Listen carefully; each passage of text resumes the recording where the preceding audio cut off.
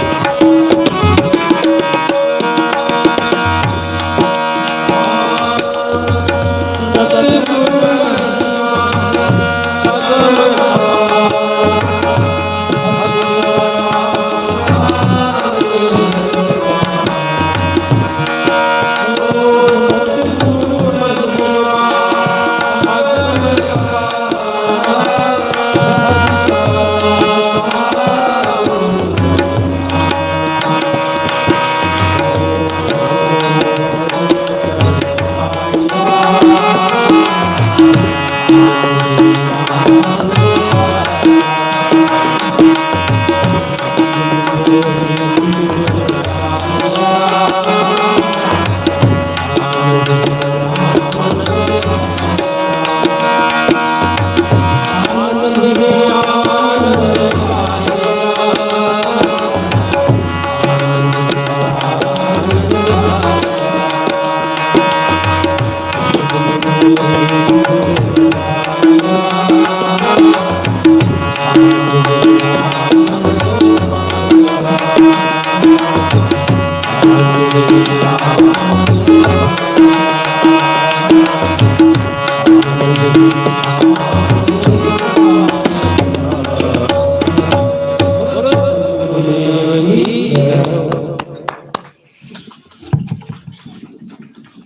ये एक सच्चा दरबार है जहां पर सच्चा आनंद मिलता है। हम सब लोग आज 2 तारीख की कल से नए वर्ष की शुरुआत हुई और पुराने का अंत हुआ। लेकिन आपने क्या विचार किया है कि पुराने के बाद में नए की सभी को चाहत होती है और नया कुछ मिलता है, लालसा होती है कि नया हमको मिले। लेकिन नया क्यों चाहिए? क्योंकि वो पुराना है और पुराना का अर्थ ही होता है जो पूरा ना हुआ। यानी कि जिसमें कुछ अधूरापन है, या पुराना का अर्थ होता है कोई जैसे हमारी इच्छा है उसकी पूर्ति हो गई, वो पूर्ण ना हुई। जीवन में अधूरापन है, इसलिए हम चाहते हैं कि वो अधूरापन खालीपन हमारा खत्म हो। इसलिए हमें नई की आवश्यकता होती है। कोई व्यक्ति है और आईएएस अधिकारी बन गया, अच्छी नौकरी मिल गई, अच्छी नौकरी मिल गई, 1 लाख रुपए मासिक पेंशन, मासिक जो है उसको तनख्वाह मिलती है। अब उससे कोई कहे कि आप नई नौकरी जाती है जिसमें आपको अच्छा पेमेंट मिल रहा है, 50,000 रुपये महीना मिल रहा है, तो क्या कोई व्यक्ति उस 50,000 वाले को नई नौकरी को प्राप्त करेगा? 1 लाख वाले को छोड़ करके वो कहेगा कि नहीं, मुझे संतुष्टि पुरानी में संतुष्टि है। क्यों? क्योंकि जो चाहिए वो पहले मिल चुका, इसलिए उसकी आवश्यकता नहीं। हमारे जीवन में आवश्यकता इसलिए महसूस होती है क्योंकि अभी हम पूरे नहीं हुए। और सद्गुरु कबीर का जो मार्ग है वो मनुष्य को पूर्णता प्रदान करता है, अधूरापन नहीं। साहब ने जहां तहां कहा है अपने मौलिक ग्रंथ बीजक में, वो सर्वांगीण बात करते हैं, वो आधे अधूरी बात नहीं करते। वो कहते हैं कि करो विचार जो सब दुख जाई। वो थोड़ा मोड़ा दुख जाने की बात नहीं करते। इस संसार में छोटा छोटा अनेक प्रकार के दुख है जिनके सॉल्यूशन तो आपको कहीं पर मिल जाएगा, लेकिन वो दुखों की जो जड़ है जिससे सारे दुखों की उत्पत्ति होती है उसकी बात साहिब करते हैं। साहिब कहते हैं चाहे दुख की बात हो, कहे कबीर सो सदा सुखी है। वो हमेशा जो सुख मिलने वाला है, निरंतर जो सुख मिलने वाला है, उस सुख की बात करते हैं, आदि बात वो नहीं करते। और जीवन में उस अधूरेपन को भरने के लिए ही सत्संग की हमें आवश्यकता है। ये ज्ञान गंगा है। ज्ञान का मतलब क्या होता है? ये 2 तरह का ज्ञान है। एक होता है बाहरी ज्ञान, पर का ज्ञान। एक होता है स्व का ज्ञान, अपने आप का ज्ञान। अगर ज्ञान शब्द पर विचार किया जाए तो ज्ञे धन आन बराबर ज्ञान। ज्ञे का मतलब है 3 चीज होती है। एक होता है ज्ञाता, ज्ञेय और ज्ञान। यानी कि ज्ञेय जो जानने योग्य हैं, यानी कि जो जानने योग्य है, जो जाना जाता है। आन का मतलब होता है दूसरा, यानी कि जो भी जानकारी हम प्राप्त करते हैं, जिसे हम ज्ञान कहते हैं, वो दूसरे का ज्ञान होगा, पर का ज्ञान होगा, वो स्वयं का नहीं होगा। इसलिए जब स्वयं को जानने की बात आती है तो वहां ज्ञान की बात नहीं होती, वहां ध्यान की बात होती है। स्वयं को जब जाना जाता है तो वहां ध्यान किया जाता है, और दूसरे को जाना जाता है तो वहां ज्ञान की बात होती है। इसलिए आपको पुस्तकों से, शास्त्रों से हम पढ़ करके केवल बाहरी चीजों की जानकारी प्राप्त कर सकते हैं, लेकिन अपने आप को जानना है तो वो पुस्तकों से हमें प्राप्त नहीं होगा। पुस्तकें केवल इशारा करती है। हमें अपने आप को जानना है। तो अभी आप सुन रहे थे साहिब जी से कि वो जो यादें हैं, हमारी स्मृतियां हैं, जो बाहर की स्मृतियां हमने इकट्ठी कर रखी है, कलेक्शन जो हमने इकट्ठे कर रखे हैं, उनको डिलीट करना पड़ेगा, उनको हटाना पड़ेगा, और उनको भुलाने से हम अपने आप को जानेंगे। अपने आप को जानने के लिए हमें स्मरण करना है, क्योंकि हम दूसरे को ध्यान देने लगे, हमारा डाइवर्सन हो गया। आज बड़ी समस्या है समाज में, एक दूसरे से।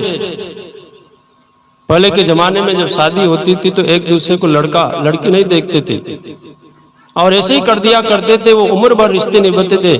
आज इधर शादी करी, 1 साल नहीं हुआ और डाइवर्स हो गया, क्योंकि दिमाग बहुत फैल गया। एक बहुत थी, उसकी तलाश करने के लिए गए हुए थे कहीं पर। आजकल तो बहुत कुछ देख चौक करके सारे रिश्ते जोड़े जाते हैं। तो वो सास भी गई हुई थी, उससे पूछा, बोला आपको कैसी बहू चाहिए, आप बताइए। उस लड़की ने पूछा, ताकि मैं जिस घर में जाने वाली हूं तो पता तो चल सके मुझे। तो उस सास ने कहा, बोला हाईली क्वालिफाइड होनी चाहिए, लड़की सुंदर होनी चाहिए, काम करने का अच्छा तजुर्बा होना चाहिए, और वो आदर सत्कार करने वाली होनी चाहिए। कोई मेहमान आ जाए, बड़े बुजुर्ग हैं, उन सबका ऐसे कर करके उसने कम से कम 10-20 जो हैं चीजें बताई। तब उसने कहा, उन्होंने पूछा, बोला लड़की से पूछा, बोला तुम भी जिस सास के साथ में रहने वाली हो, तुम भी बता दो तुम्हें कैसी सास पसंद है, क्या क्या उसमें विशेषता होनी चाहिए। लड़की ने कहा कि मेरी तो ज्यादा डिमांड नहीं है, मेरी तो सिर्फ एक ही डिमांड है, मैं तो ऐसे घर में जाना चाहती हूँ जहां पे सास ही ना हो। सारी समस्याओं की जड़ है।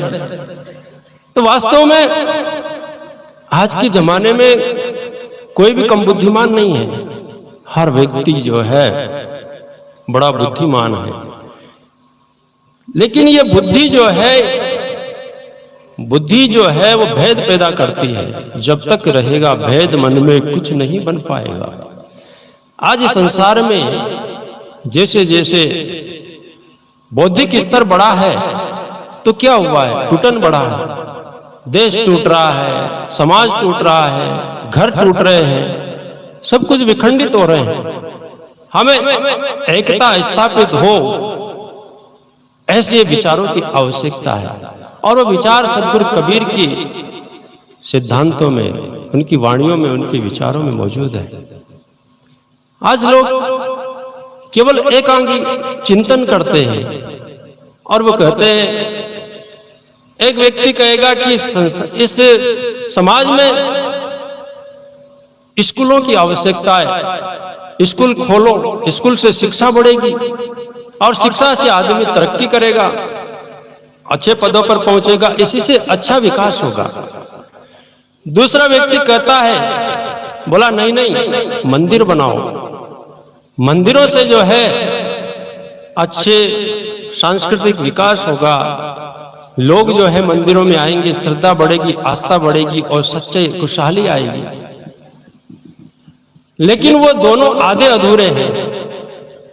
जो केवल स्कूल को ही केवल समाज की तरक्की के लिए, इस देश की तरक्की के लिए आवश्यक मानते हैं, वो भी भूल में है। और जो केवल मंदिरों को ही बना करके समझते हैं कि संसार वास्तव में तभी खुशहाल हो पाएगा, वो भी भूल में है। सज्जनों, वास्तव में अपनी अपनी जगह पर दोनों की अहमियत है।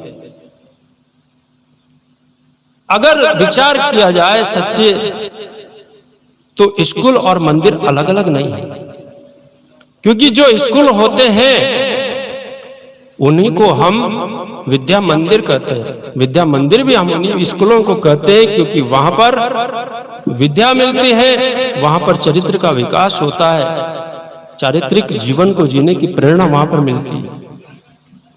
और जो मंदिर होते हैं उनको हम विद्यालय भी कहते हैं, क्योंकि वहां पर हमको शिक्षा भी मिलती है। दोनों चीजों की हमारे पास में आवश्यकता है। इसलिए एकाकी चिंतन करने से काम नहीं चलेगा। ज्ञान तभी सार्थक होता है जब वो सर्वांगीण हो। हर स्थिति का जब हम पूर्ण रूप से विश्लेषण करते, उसकी जानकारी प्राप्त करते, तब तक हम सत्य तक नहीं पहुंच पाते। इसलिए सत्य तक पहुंचने के लिए केवल ऊपरी सतह पर कोई चीज को हम जान लिया और हमने निर्णय दे दिया, तो हमसे भूल हो जाती है। लोग भगवान के बारे में कहते हैं कि भगवान कौन है। भगवान, अभी कुछ दिन पहले हमारे यहाँ राज्यपाल आए थे, कोटा यूनिवर्सिटी में रुके हुए थे। हम उनसे मिलने के लिए गए तो उनका कुछ प्रोटोकॉल होता है, तो उनके जो रक्षक लगे हुए थे उन्होंने हमको देखते प्रणाम किया, कहा महाराज जी आइए, कैसे आना हुआ। मैंने कहा राज्यपाल साहब से भेंट करना है। उन्होंने कहा बिल्कुल राज्यपाल जी से तो हम आपको मिला देंगे, लेकिन आप जो है पहले हमको भगवान से मिलने का रास्ता बताइए। बोला आप कहां से आए, कौन से पंथ को मानते हैं? तो कहा हम कबीर साहब के अनुयायी हैं। तो वो छूटते ही कहने लगे, बोला आप तो भगवान को नहीं मानते हैं। कबीर साहब तो भगवान को नहीं मानते। वास्तव में ये बड़ी बड़ी समस्या है। हमने कहा मानना कोई बड़ी महत्वपूर्ण चीज नहीं है। मानने का दो अर्थ होता है। एक होता है इमेजिन करना, मानना, कल्पना करना, और एक मानना होता है किसी चीज को पहले जानना और उसके बाद में मानना। आज संसार में जो लोग जिसको मानना कहते हैं, वो केवल कल्पना को मानना कहते हैं कि भगवान ऐसा है। उन्होंने देखा नहीं है उसको, भगवान को कैसा है, वो केवल कल्पना कर रखी। अब कल्पना तो कोई कैसी भी कर सकता है, उसमें क्या फर्क पड़ता है। महत्वपूर्ण चीज मानना नहीं है, महत्वपूर्ण चीज है जानना। आप जब तक किसी चीज को नहीं जान लेते हो तब तक उसके वो कैसा है। बोला हम तो जो है मूर्ति में भगवान को मानते हैं, आप मूर्ति में भगवान को नहीं मानते। मैंने कहा आप मूर्ति में भगवान को मानते हो, लेकिन क्या आप सही कर रहे हो, हकीकत में कर रहे हो कि आप मूर्ति में भगवान को मानते हो? कहा हाँ हम सद्गुण के उपासक हैं। मैंने कहा कहना अलग चीज है, लेकिन उस चीज का पालन करना अलग चीज है। अगर हमारे महापुरुषों ने अगर ये सिद्धांत प्रस्तुत किया, उन्होंने माना कि कण कण में भगवान है, तो उनकी चित्त की चेतना जो है कितनी उच्च स्तर पर होगी, तब जाकर के ये बात कही होगी कि उनको कण कण में भी भगवान नजर आता है। अब कोई व्यक्ति हो, उसको अपने 10 फीट दूर की नजर चीज को स्पष्ट नजर नहीं आ रही, वो कहे कि मुझे 1 किलोमीटर की दूर की नजर आ रही है, चीज स्पष्ट नजर आ रही है, तो कैसे मान लिया जाए? जो प्राणी है, जो जीते जागते हैं, जिनके अंदर वो भगवान स्पष्ट रूप से नजर आ रहा है, उनको आप मार करके काट करके खा जाते हो और निर्जीव के आगे उसको चढ़ा देते हो, बलि चढ़ा देते हो, कुर्बान कर देते हो। आपको उनके अंदर वो भगवान नजर नहीं आ रहा और आपको कैसे मान लिया जाए कि आपको कण कण में भगवान नजर आ रहा है? ये सरासर झूठ है, पाखंड है और पाखंड ही यहाँ पर उसका बोलबाला है। कोई कहते जाए झूठ झूठ झूठ, कोई कहता जाएगा तो उसी को सच मान लिया जाता है। ये जो युग है ये बहुमत का युग है। अगर बहुमत अगर झूठे का है तो लोग उसी का समर्थन करने लग जाएंगे। हमें सत्य को समझना है तो हमें सारे पक्षपातों को छोड़ना पड़ेगा। जीवन में किसी भी चीज को, एक चीज को समझ करके हम निर्णय न लें, उसके हर पहलू को समझें। आप लोगों ने सुना होगा एक राजा के 3 पुत्र थे और उसने तीनों पुत्रों से कहा, वो अपना उत्तराधिकारी किसी एक को बनाना चाहता था जो उनमें से योग्य हो और उनमें से योग्य का चुनाव करना बड़ा मुश्किल था। तो उसने तीनों को एक टास्क सौंपा, एक काम सौंपा कि बच्चों तुम तीनों को एक काम सौंपता हूं कि जंगल में जाना है और जंगल में जाकर के कोई एक पेड़ है उसका पता लगा करके आना। और वो नाशपति का पेड़ था, उसका पता लगा करके आना है। 4-4 महीने का समय तीनों को दिया। 4-4 महीने के बाद में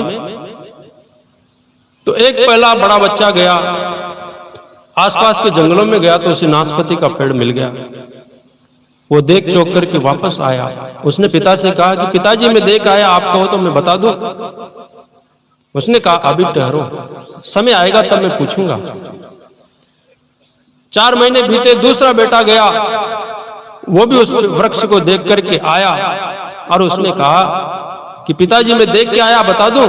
उसने कहा कि अभी रुको मैं पूछूंगा। फिर 4 महीने का समय बीता, फिर छोटा बच्चा गया, वो भी देख करके आया। उसने कहा पिताजी मैं बता दूं। हाँ बोला ठीक है बता दो। तो वो तीनों बच्चे आए और उन्होंने बताया। तब पूछा उसने राजा ने कि बताओ। तब बड़े बेटे ने कहा पिताजी आपने मुझे कहां भेज दिया?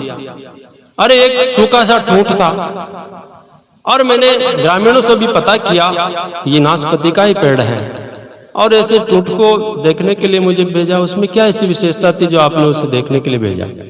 वो इतना कहने वाला ही निपटा ही था, तब तक दूसरा बेटा बोला पिताजी गलत कह रहा है, वो ठूंठ नहीं था, उसके ऊपर हरी हरी कुछ पत्तियां भी लगी हुई थी और वो मुस्कुरा रहा था।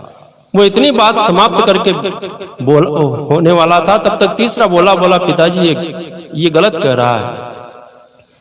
अरे वो पेड़ हरा ही नहीं था, उसके तो बहुत सुंदर लगे हुए थे, लदे हुए थे और वो बहुत सुंदर पेड़ था।